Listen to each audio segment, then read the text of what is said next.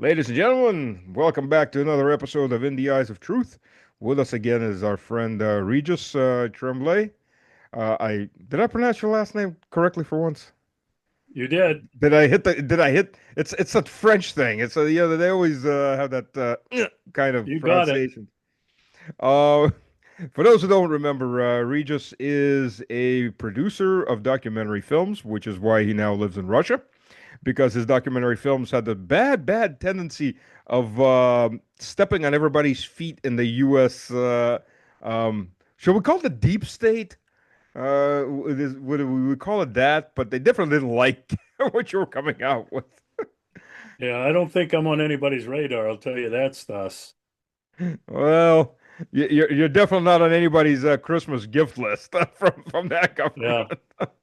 government. Well, talking about that, um, it's actually the reason that I came to Russia in the first place in 2016, because I was very afraid of the imminent existential threat of a nuclear war. And I had produced a documentary about this, the possibility between Russia and the United States, called 30 Right. Seconds to Midnight. Well, my eyes were opened on that month-long trip. I went to Moscow, I went to St. Petersburg and Crimea. I learned a lot firsthand from people who were part of the 2014 break from Ukraine and returned to Russia. So I started producing material then. And I came back two more times in 2018 and 2019 with two citizen diplomacy delegations, traveled additionally now to other cities and towns and villages in Russia, and made a number of videos documenting those two delegations. And finally, I moved here in March of 2020. It was like 1 week before the COVID shutdown happened.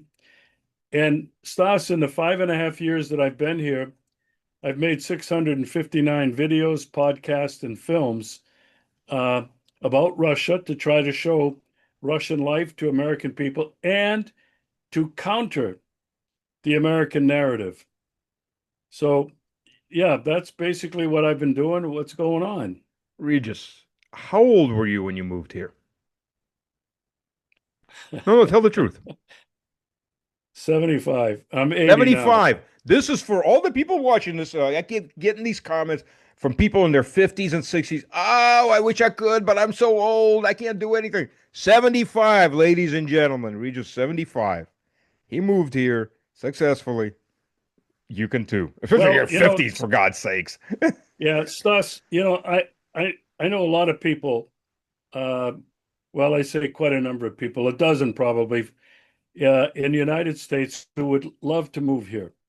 Um, I don't have any, I don't have any baggage. I don't have any boat anchors. I didn't have property. I have three children, five grandkids. So that was uh, the only thing that could have held me back, but I couldn't live there anymore. I didn't recognize the country of my birth. Who I think does? I would have died of a heart attack because of heightened levels of anger and rage at everything that was going on, and I was documenting all of this stuff. Um, so I had done my due diligence on those previous three trips, and I knew that being retired and living on a small income, Social Security, a couple of tiny pensions from works in state governments, that I could live here comfortably but frugally.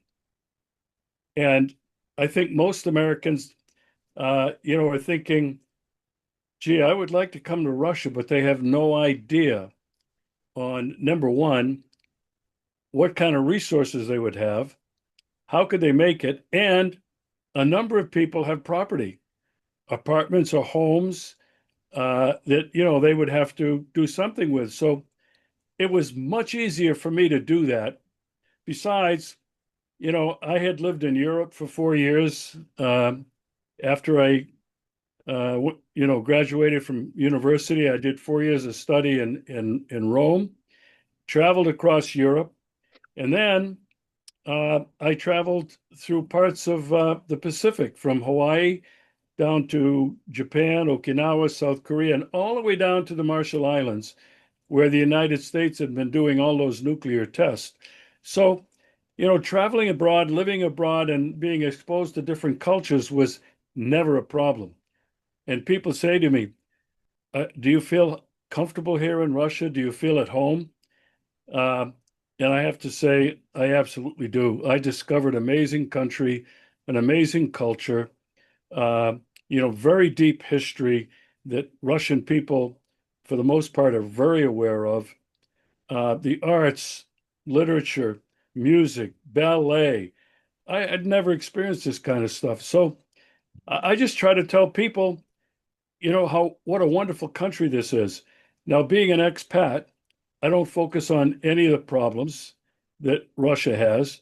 And, there are problems, but I have to say they're nothing like what's happening across the EU and the Oh United yeah. States. You So know, it's a wonderful, safe place to be. before we go on topic, to that and to those listening, look, a friend of mine just came home from the hospital. The guy was 42 years old, lung cancer. Like been smoking since he was a teenager. Spent 6 months in the hospital. So they took out half of his lung. Then he wound up with an infection from something that just started eating his lung. So they took out the rest of his lung. I mean, he had a hard recovery for one reason or another. His body just, but he spent 6 months in the hospital. They put him back on his feet after some close calls. He didn't pay out of pocket. He had government insurance. An average American, you go through that, you sell your house, you sell your whatever you own, and you're in debt for the rest of your life. It's better just to Yeah. drop dead than go meet Jesus now than bankrupt your family and you sit in poverty for the rest of your life. This is the difference between a government that gives a damn about its people and one that, well, yeah, gives a damn about milking its people. Well, in terms of government health care, I was here for 2 or 3 years without any health care, none, except what you had to buy just to be here, and that basically didn't cover Oh anything. yeah, that's But just paper, man. now that I had temporary residency and permanent residency, I have free health care, Yeah, which I never had in the United States. but So, here's another and thing.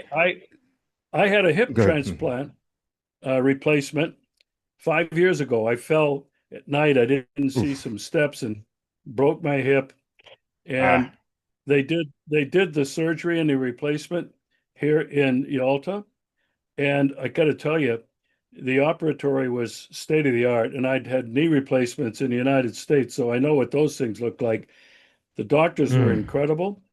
I healed quickly from that surgery and have had no problems since.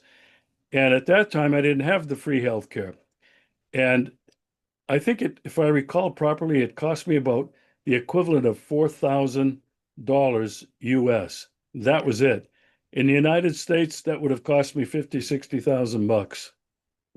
Yeah, yeah, 4,000 would have cost you the aspirins out of out of the hospital for that Yeah, stay. yeah, And that's yeah. another something interesting to note because hip replacement for older people, especially in the United States, that's usually a death knell.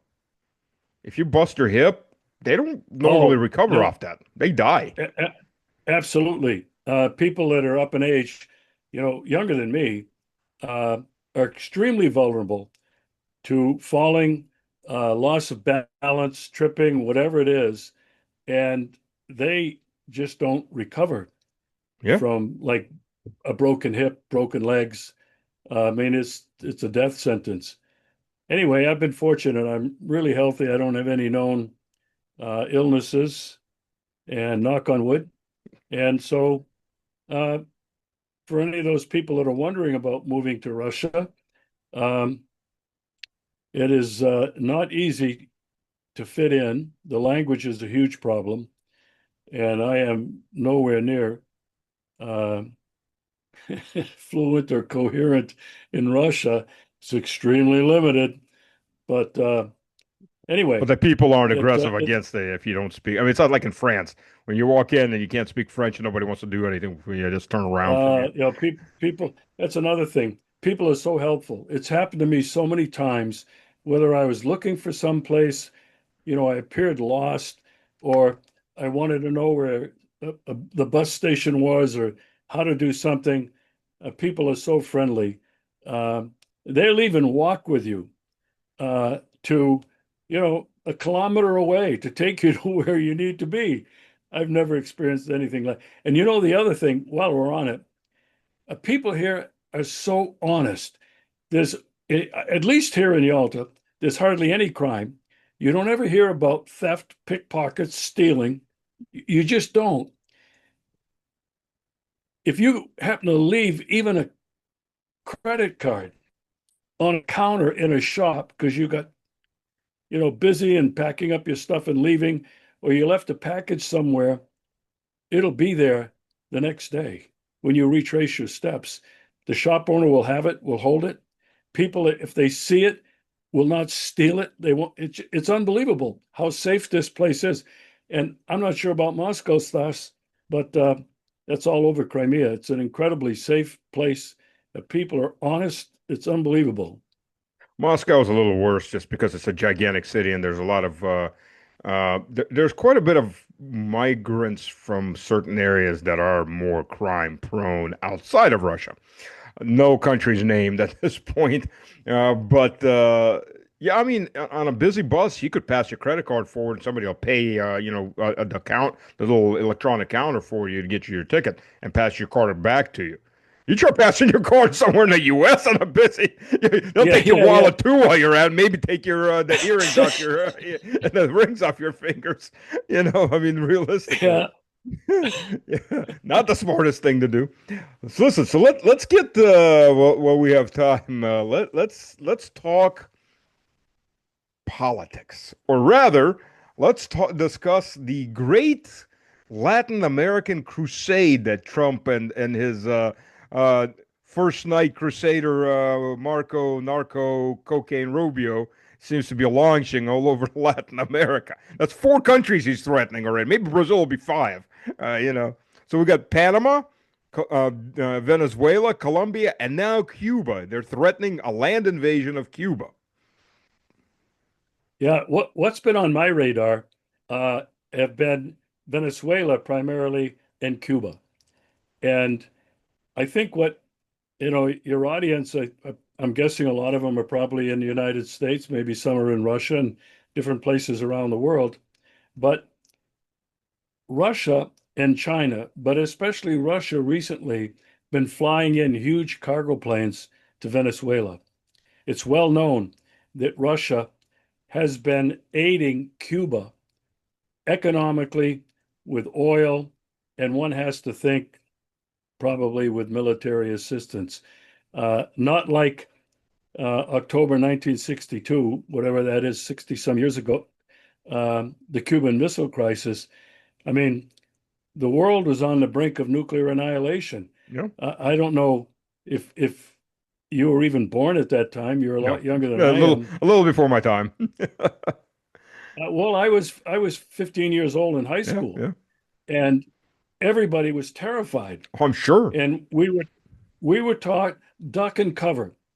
Yeah, Now you that's look gonna back on help that you. now, yeah, underneath your desk, 30 kids in the classroom, couple hundred kids in the whole school under the thing, the sirens are going, and duck and cover. But that went to show how frightened everybody was. Yeah. Now, I have talked to some people here in Russia who were alive at that time and remember, and they too would indicate that they were fearful. I'm not sure what the rest of the world was reacting to, but literally we were on the brink, the entire world, of nuclear annihilation. Thank God that Khrushchev and Kennedy were able to talk behind the scenes, through back channels, and they resolved it. But there were like 13 days in October 1962 where the whole world, you didn't know if you're going to wake up the next morning. Now, when you look at what you introduced for the topic tonight, all those countries that have been in the Western Hemisphere, gunboat diplomacy, that's been America's backyard, America's ocean, and they have Or Latin reigned America. supreme. All of it, Central and Latin America, they've controlled everything. Yeah. And now, when you look at what the United States is doing, and they're sending, I forget what the name of the U.S. aircraft carrier is, but they're The sending Ford, the that, Ford. Gerald Ford, Yeah. they're sending that. It should arrive somewhere around November 7th, uh, off the coast. A lot of people are saying that, well, you say Trump, but it's not Trump that's the decider. Like George Bush used to say, I'm the decider. Trump is not the decider.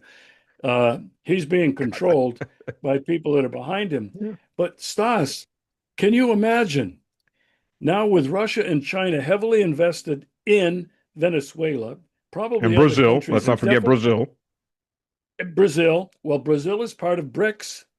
Yeah. Russia, uh, Brazil, Russia, India, China, and South Africa. But there's another 8 or 9 countries that are part of BRICS and 20 more that want to join. So when you look at what potentially could happen, we've been worried about the danger of a direct uh, confrontation between NATO, the United States, the UK, with Russia in Ukraine. Well, my God, when you put these two together, forget about China, forget about Iran, forget about North Korea, just right there in America's back door and what's going on. And I claim it's a direct conflict between the United States and Russia. It's not a proxy. In my opinion, the United States has been all over that, certainly since 2014 and the coup, but before that.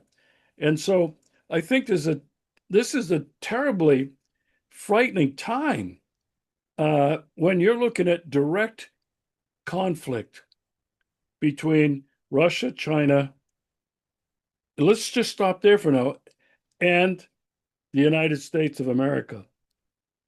I mean, I don't know how the rest of the world is looking at it, but people, uh, they should be afraid of what's happening, and that's my opinion. There's a clip with Story. I don't remember his first name. He's in the administration on 60 Minutes, where he flat out says it. It's nothing about narcotics. He doesn't mention they've got the resources we Mm. need for the 21st century. And we're going to screw them and steal them, basically. That's the part he didn't say. Because why trade when you can just steal? Yeah, it's America still Well, I mean, stealing look oil in what they did. Syria. They did the same in Iraq. They did the same in Syria. Still doing in They did Syria. the same. What's that? They're still doing it in Syria. Exactly. And they destroyed Libya. Yeah. Uh, now their focus is on Iran. And the interesting thing about Iran, and I put that aside for a minute, Stas. Guess who is heavily invested in Iran? Russia, Ru- China. Russia, China, heavily invested, not only economically and politically, but military, hardware, state of the art, I mean, missile systems. Yeah. And and the big question is, how close is Iran to getting a nuke? Maybe they already have it. But you know what? Most people in the reports that I've read that Russia has been sending the Patriot, not the Patriot, the Russian missile defense uh, S-400s. S-400s to protect from now any more strikes from Israel. And Hmm. so, this freaking planet is a powder keg. Oh We yeah. didn't even talk. We didn't even talk yet about North Korea and China. Yeah.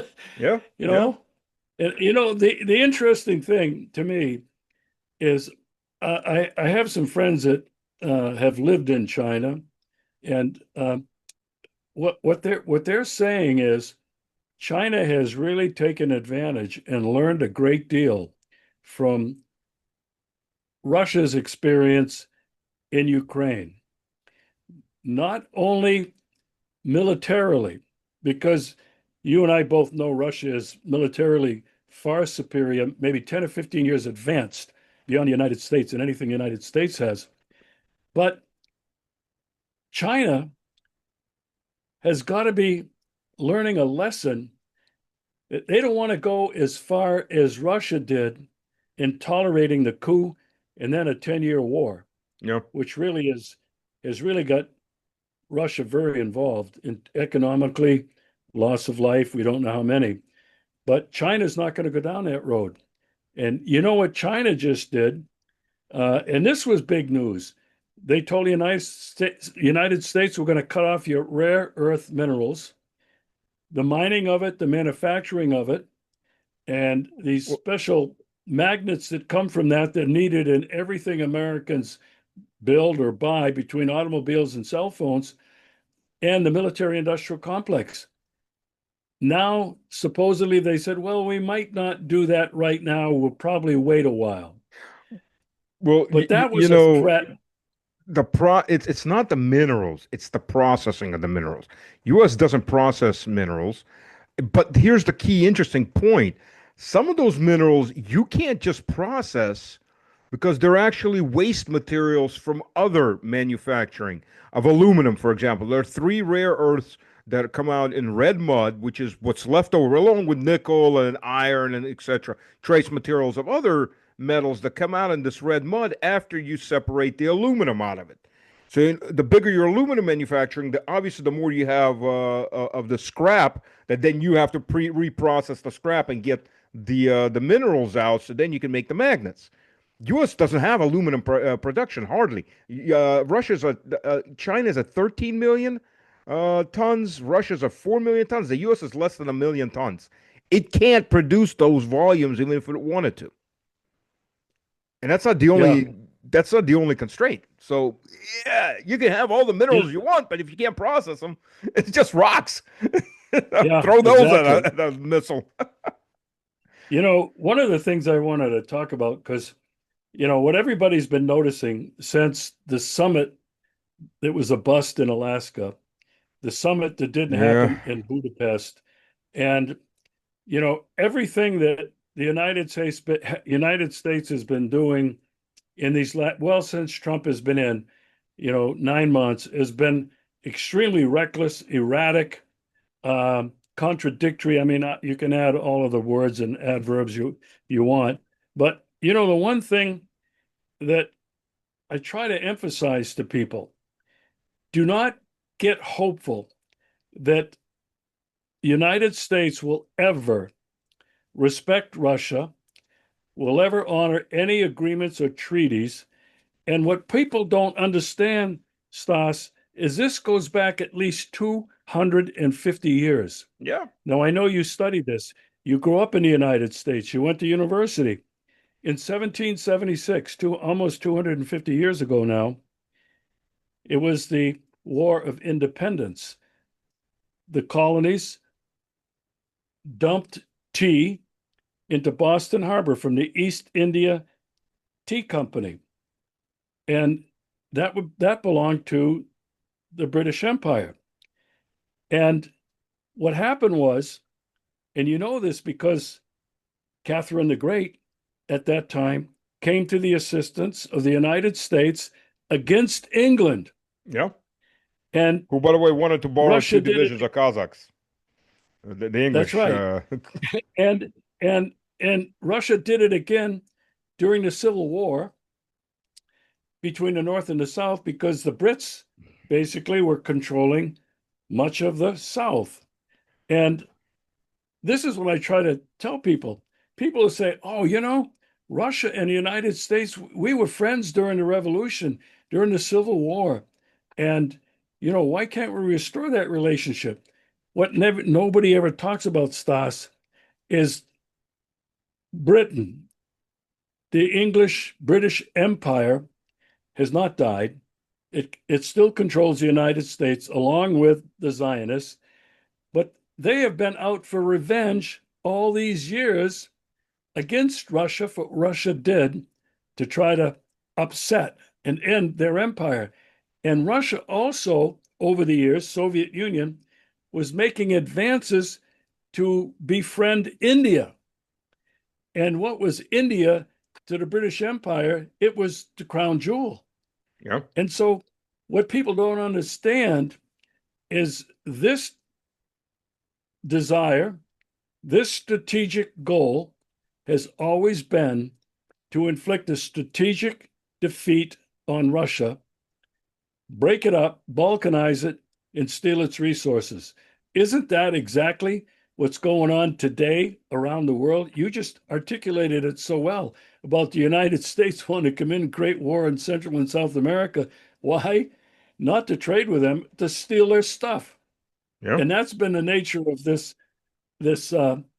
colonialism, this imperialism uh, that basically the UK, um, has been in control of and is desperately trying to hang on to today, using the United States as an extension or a battering ram. And Yeah. this is where we're at today. I hope that there's people in Russia, in the Kremlin, in the military, Putin's inner circle that understand that completely, that there's Regis, never going to be peace. the only thing, and you're right about the English, but let's not underestimate the American oligarchical system. It's been out to destroy Russia since it helped fund the Russian Revolution to destroy the Russian Empire, step Yeah. one. And they did this because they didn't want Russia as their big competitor. Russia was industrialized. It's all, the Bolsheviks bought into the slide that Russia was industrialized because they needed it. But that was the Western line. Just like now, it's shovels and microchips from washing machines. Russia was pretty industrialized even back then. Uh, for helping the North, including moving Russia's fleets into New York and San Francisco Harbor in 1863. Boy, did we choose the wrong side in the Civil War. No, I'm sorry, I should have supported the South. But for helping, the first chapter of the Friends of Russia opened in 1883 in New York City, included all the major oligarchs, magnates of Wall Street. It's the same thing as the Friends of the Caucasus today, which before there was a Friends of the Chechens. Their job was to free Russia, the Russian people from the Tsar, the government in general, the resources, the country, and everything. No, nothing's changed. Nothing's changed. Just the names.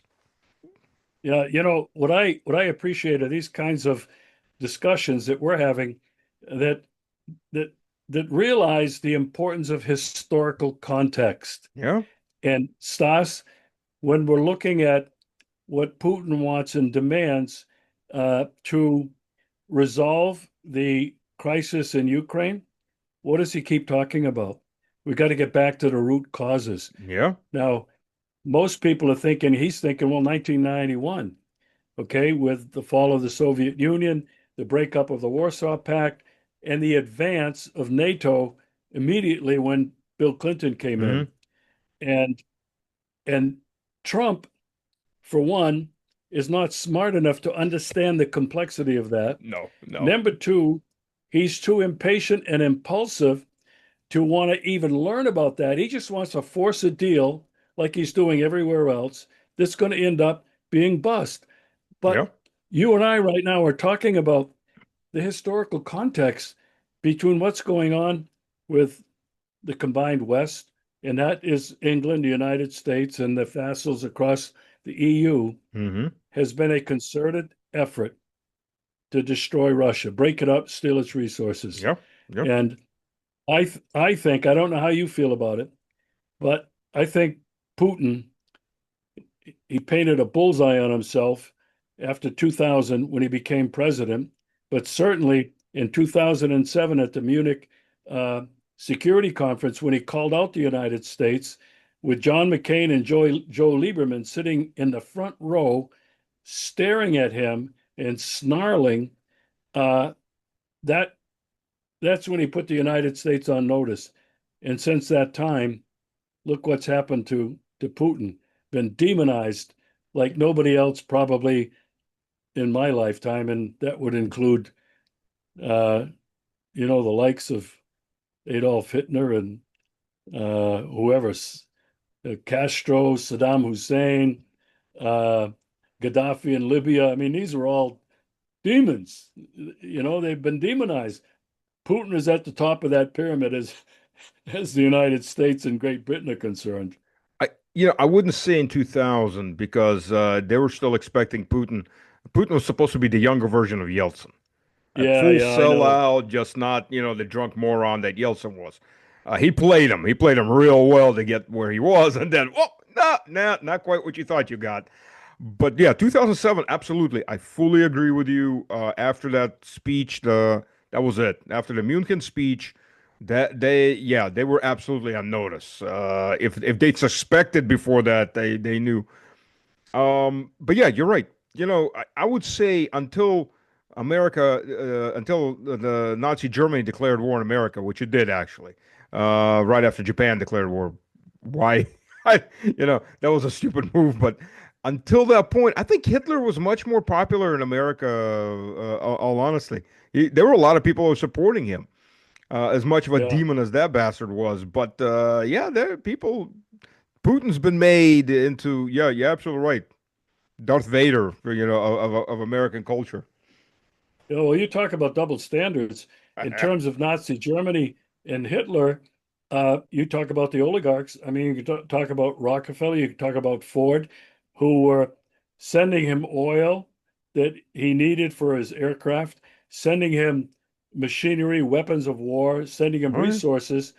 And then you have the Dulles brothers, okay, who represented big banking in New York City. They were Prescott playing both Bush. sides of the fence.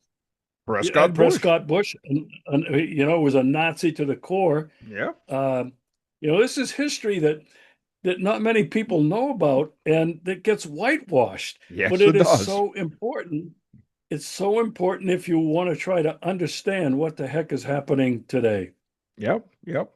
You're right. The things I know, I learned a little bit of this all from a very, very good history teacher I had in 11th grade, taught American history. But that's it. Everything else I've learned on my own by buying books, digging other books up, and so on. You'll never get taught, not in university, not in public schools, not in private schools. That's all whitewashed. Yeah, my undergraduate degree was U.S. history and philosophy. Okay, and I never learned the real history, the hidden history of the United States until many years later when I started doing what you were doing, reading books, listening to other people who had retained this knowledge, this history, and reading about the history of the United States that we never realized how ugly and awful it was. There was the genocide of what, 100 million Native Americans in North and South America because of those white colonial Europeans. And then there was slavery. The United States was built on the back of slavery, free labor. And I was never taught that. Yeah, I don't know about you, but when I was a kid, and I was born in 1945, black and white TV came, maybe it was around 1950. I don't remember exactly. It was Cowboys and Indians, Roy Rogers, Gene Autry, the Lone Ranger. And we would be out there playing cowboys and Indians. And the Indians were always the bad guys. They were always the one that got killed. Yeah, You yeah. talk about a distortion of history. And then what America had been doing was what the colonialists did. They kept moving west. Mhm. And it was manifest destiny, this exceptional nation blessed by God. So we have the right to go anywhere, first in across the United States, then Central and South America, then down through the Pacific. It's a never-ending story from 600 years ago when the Europeans first came here. Regis, Unbelievable. People don't realize. we are almost out of time. I'm sorry. Yeah, and you're absolutely right. I fully agree. We have got about 20 seconds left on this. Hey, thanks for having me. I Thank you always for have a delightful joining. conversation. It's Yeah, been a yeah, it's a while, pleasure. so yeah. So let's do this a little more often. It's been a long while since last time. You got it. Everybody, You got thank it. you for joining. Leaving the questions for you. Just leaving the commentary. I will make sure he gets them.